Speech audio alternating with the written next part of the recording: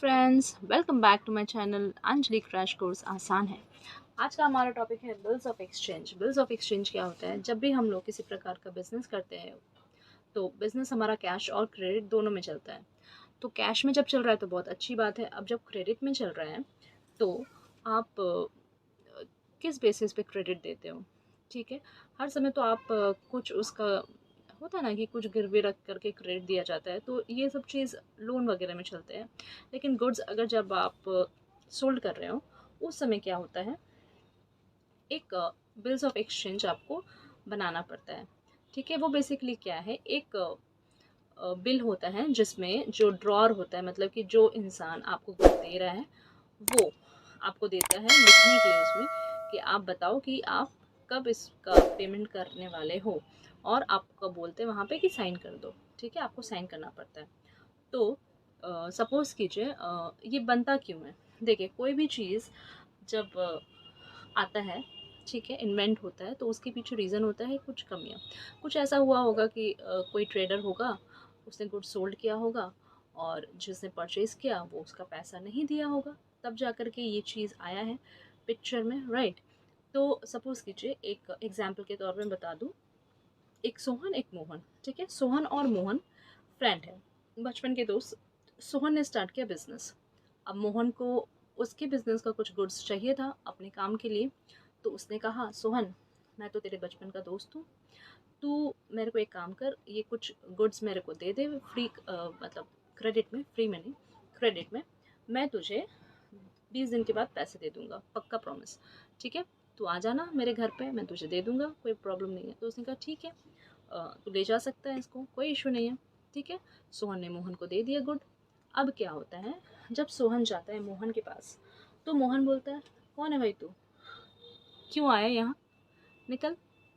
ठीक है, झगड़ा भी होता है, बहुत कुछ होता है, लेकिन पैसे देने का नाम नहीं। तो इसीलिए अब ट्रेडर्स के दिमाग में एक चीज़ आया कि भाई ऐसे तो देना नहीं है कुछ भी। हम लोगों को क्या करेंगे, हम लोग अब एक बिल्स ऑफ एक्सचेंज ड्रॉ कर लेंगे। तो जो ड्रॉ करता है, जो देता है, जो उसको बनाता है, उसको हम लोग बोलते हैं ड्रॉअर। ठीक है, और जो उसको एक्सेप्ट करता है, मतलब जिसने खरीदा है, वो हो जाता है हमारा ड्रॉई। बात समझ में आई? तो चलिए देखते हैं डेफिनेशन में क्या है हमारा। अब बिल्स ऑफ एक्सचेंज मैंने शॉर्ट में लिखा है, is an instrument in writing, लिखित देना होता है, an unconditional order sign by the maker, जो मेकर जो बना रहा है उसको भी साइन करना होता है। और वो आगे चलते हैं, directing a certain person to pay a certain sum of money only to or to the order of certain person or to the bearer of the instrument. मतलब जो बनाया है वो दूसरे इंसान को बोलता है कि तुम इतना अमाउंट दोगे इतने दिन पे, और तुमको भी इसको साइन करना पड़ेगा, तभी जा कर के ये हमारा ट्रेडिंग आगे बढ़ सकता है। समझ में आई बात? अब इसमें क्या होता है, पार्टीज कौन कौन इन्वॉल्व होते हैं बिल्स ऑफ एक्सचेंज में? तो parties to bills of exchange are the drawer, the drawee, और एक नया नाम है द पेई। तो ड्रॉअर क्या कौन होता है?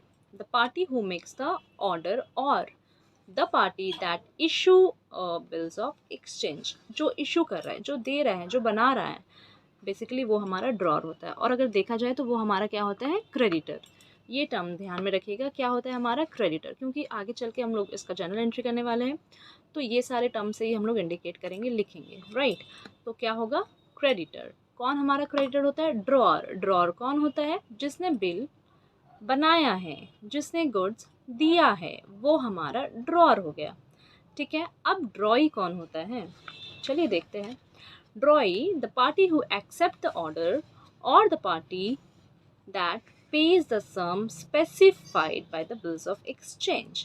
मतलब कि वो इंसान जो ऑर्डर को एक्सेप्ट करता है और वो इंसान जो पे कर रहा है सम, जितना भी लिखा है बिल्स ऑफ एक्सचेंज में। सिंपली ड्रॉई वो होता है जो जिसने खरीदा है सामान, जो डेटर है।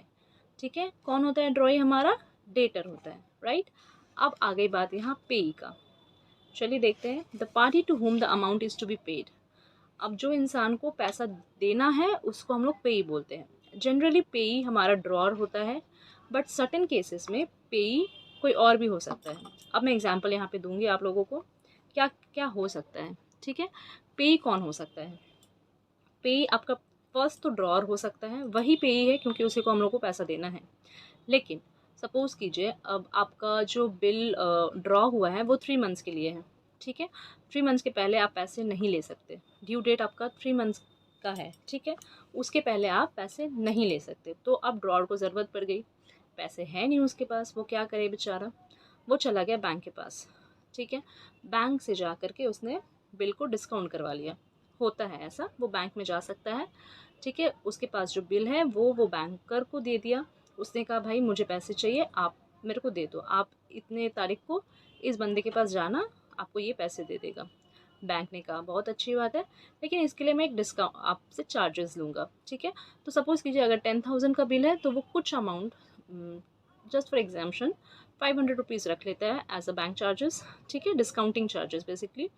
और बाद बाकी अमाउंट उसको दे देते हैं। तो वो बोलता है ठीक है कोई इशू नहीं है, मैं 9,500 रख लेता हूँ, आप उस दिन जाइएगा ड्यू डेट पे और ले लीजिएगा। तो इस केस पे क्या होता है, पे हमारा कौन बन गया?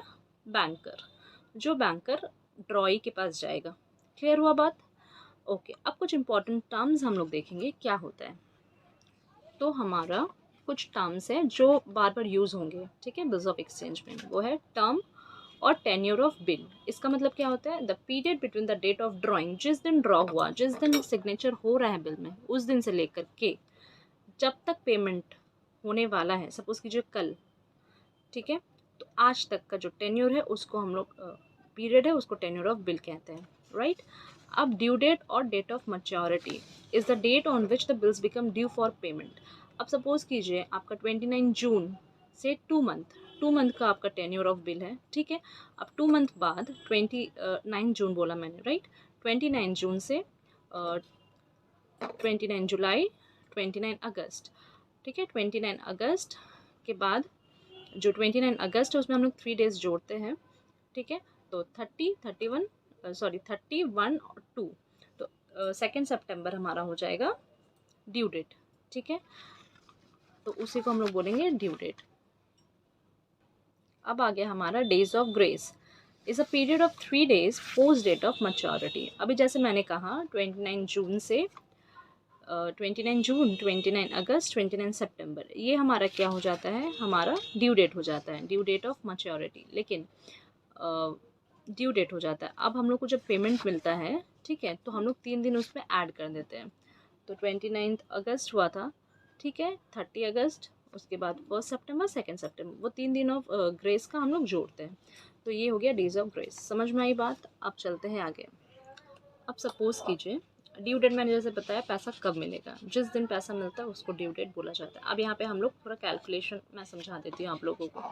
डेट ऑफ बिल, ठीक है, plus three days of grace, इसको मिला के हमारा हो जाता है ड्यू डेट, ठीक है।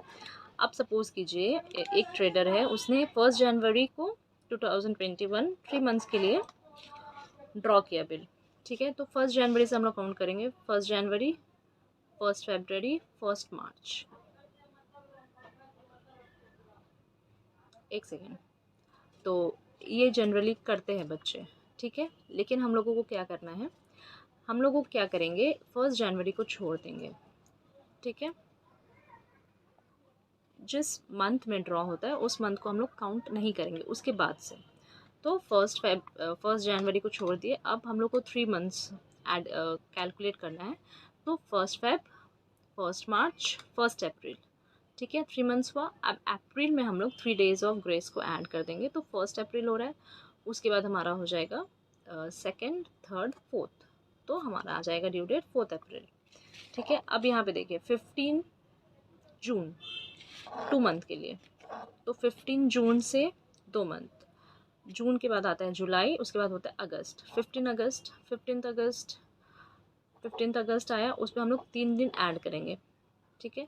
16 अगस्त, 17 अगस्त, 18 अगस्त, तो ये हमारा ड्यू डेट हो गया 18 अगस्त। अब 15 अगस्त का बात अगर करें, ठीक है, हो सकता है कि बहुत सारा बिल का ड्यू डेट आ जाता है 15 अगस्त, लेकिन 15 अगस्त क्या है, हम लोगों को पता है हमारा नेशनल हॉलीडे होता है, इंडिपेंडेंस डे। तो उस केस में क्या होगा, एक दिन पहले, ठीक है, हम लोग क्या करेंगे उस केस में, एक दिन पहले हमारा ड्यू डेट आ जाएगा 14 अगस्त। और मैं बता दूँ इसके संग संग नेशनल हॉलीडे जितने भी हैं, ठीक है, उसमें एक दिन पहले पहले हम लोगों का ड्यू डेट आ जाएगा। अब हमारा नेशनल हॉलीडे कितने सारे हैं, 15 अगस्त, 26 जैन एंड 2 अक्टूबर। इसमें एक और इंक्लूड अगर हम लोग कर दें तो संडे को तो बैंक बंद रहता है, तो संडे भी अगर किसी ड्यू डेट संडे को पड़ रहा है तो एक दिन पहले हम लोग चले जाएंगे, 1 डे अर्ली। ठीक है। अब अगर इमरजेंसी हॉलीडे हो गया, सपोज़ कीजिए 26 आपका ड्यू डेट था, 26 जून को तो कुछ होता नहीं है, लेकिन उस दिन इमरजेंसी हॉलीडे कुछ पड़ गया, हड़ताल हो गया, कुछ भी हो गया, तो उस केस में क्या होगा, आफ्टर 1 डे, जिस दिन हुआ है उसके बाद वाला दिन हमारा ड्यू डेट हो जाएगा। राइट। अब देख लेते हैं कुछ यहाँ पे। अब यहाँ देखिए 31 जैन, ठीक है, 31 जैन से 1 मंथ, 31 जैन से 1 मंथ अगर करेंगे तो क्या आता है हमारा 31 फेब। 31 फेब होता है, नहीं होता है, तो हम लोग क्या करेंगे, मंथ एंड लेना है। ठीक है, ये 31 जन से एक महीना कब होता है, फेब्रवरी, एक महीना पूरा कंप्लीट। अब एक महीना में हम लोग 3 दिन जोड़ देंगे, 1, 2, 3 मार्च, ये हमारा आ गया ड्यू डेट। ठीक है, चलिए थोड़ा और ड्यू डेट खेलते हैं। अब हमारा है नेक्स्ट 30 दिसंबर, यहाँ से हम लोग 2 मंथ, तो 30 दिसंबर के बाद हमारा जनवरी, फरवरी 31 फरवरी नहीं होता। ठीक है, लेकिन हम लोग क्या करेंगे, मंथ का बात है तो ले लेंगे हम लोग 28 फेब मानेंगे जनरली। ठीक है, क्योंकि अगर लीप ईयर होगा तो क्वेश्चन में मेंशन होगा, नहीं होगा तो हम लोग 28 फेब ही मानेंगे। उसके बाद मार्च 1, 2, 3 मार्च हमारा आ जाएगा ड्यू डेट। ठीक है, अब मैं बता दूँ, लीप ईयर जो 4 से डिवाइड हो उसको हम लोग लीप ईयर कहते हैं। आई होप आप लोगों को पता हो। 2000, 2004, 2008, 2016 ये लीप ईयर होता है, और लीप ईयर में कितना, फरवरी का डेज़ कितने होते हैं, 29, राइट। तो अब चलिए देखते हैं यहाँ पे 26 जनवरी को 2016 में एक मंथ के लिए बिल ड्रॉ हुआ, तो इसमें क्या होगा हमारा, जैन से फेब। ठीक है, 26 फेब। अब 26 फेब हमारा 1 मंथ हो रहा है, लेकिन इसमें बहुत जन क्या करते हैं कि वो क्या करेंगे, वो 3 मार्च लिख देंगे। क्यों? क्योंकि उनका रट्टा है जनवरी से फरवरी, एक महीना, उसमें 3 दिन ऐड कर दो, मार्च में आ जाएंगे। लेकिन हम लोग को डेट भी देखना पड़ेगा यहाँ, 26 जैन से 26 फेब। ठीक है, उसमें हम लोग 3 डेज ऑफ ग्रेस ऐड करेंगे, क्योंकि ये 16 है, हमारा लीप ईयर है, तो हमारा फरवरी होगा 29 का। तो 26, 27, 28, 29 Feb is our due date. अब देखते हैं, ये हो गया बात मंथ का। अब यहाँ पे हम लोग डेज़ का कैलकुलेशन करते हैं। देखिए, मंथ और डेज़ ऐसे तो लगता है कि सिमिलरली, लेकिन इसमें अगर हम लोग करेंगे तो हमारा डिफरेंस निकल जाएगा, इसीलिए डेज़ को डेज़ की तरह ट्रीट करेंगे और मंथ को मंथ की तरह। ठीक है, 15 जैन 2016 से बिल ड्रॉ हुआ है 60 डेज़ के लिए, और जिस दिन बिल ड्रॉ हुआ है वो हम लोग काउंट नहीं करते। ठीक है, तो 15 तारीख को छोड़ देंगे, राइट। अब 15 तारीख को अगर छोड़िए तो जनवरी में कितना दिन होता है, 31 का दिन होता है, 31, राइट। अब 31 में से 15 चला गया तो कितना बचा, 16 डेज़ यहाँ जनवरी के हो गए। अब यहाँ से हम लोग सब्ट्रैक्ट कर लेंगे, कितने बच गए, 44। अब 44 ये 2016 है, तो फरवरी कितने कितने डेज़ का होगा, 29, राइट। अब इसमें से हम लोग कितना आ गया हमारा, 15 मार्च में डेज ऑफ 3, ठीक है, ग्रेज डेज जो हमारा है 16, 17, 18, तो 18 मार्च हमारा क्या हो जाएगा, ड्यू डेट। सिमिलरली यहाँ पे देखिए 1 जैन, और हम लोग 60 डेज़ के लिए, ठीक है, तो 1 जैन से यहाँ पे 31 का होता है, तो 30 माइनस कर दिया, यहाँ 30 बचा है, और यहाँ पे 28 फेब। ठीक है, 28 हम लोग सब्ट्रैक्ट कर देखें, यहाँ मेंशन नहीं किया है कौन सा ईयर है, ठीक है, इसी के लिए। तो यहाँ कितना बच गया, 2 मार्च। अब इसमें 3 डेज़ हम लोग ऐड कर देंगे, तो क्या हो जाएगा हमारा 5 मार्च। ठीक है, और अगर हम लोग मंथ में अगर करें, ठीक है, मंथ में अगर करेंगे तो 1 जन से 1 फेब, ठीक है, 1 फेब हो गया हमारा, तो उसमें 1 फेब, उसमें 3 डेज़ हम लोग जोड़ लेंगे, तो 2nd, 3rd, 4th, तो उसमें हमारा क्या होगा, 4th को हमारा हो जाएगा ड्यू डेट, लेकिन यहाँ हमारा कितना हो रहा है, 5th को, तो यही डिफरेंस हो जाता है। ठीक है, आपका आंसर रॉन्ग हो जा सकता है, इसी के लिए डेज़ को डेज़ की तरह ट्रीट करेंगे और मंथ को मंथ की तरह। सो गाइज़, आज के वीडियो में इतना ही था। आई होप आप लोगों को समझ में आया हो। वीडियो थोड़ा लेंदी हो गया है, लेकिन कॉन्सेप्चुअल है, तो आई होप आप लोगों को समझ में आया हो। कमेंट करके हमको ज़रूर बताइएगा कैसा वीडियो लगा। ठीक है, so till then keep learning, keep revising, keep growing. Thank you for supporting and sorry, thanks for watching, keep support.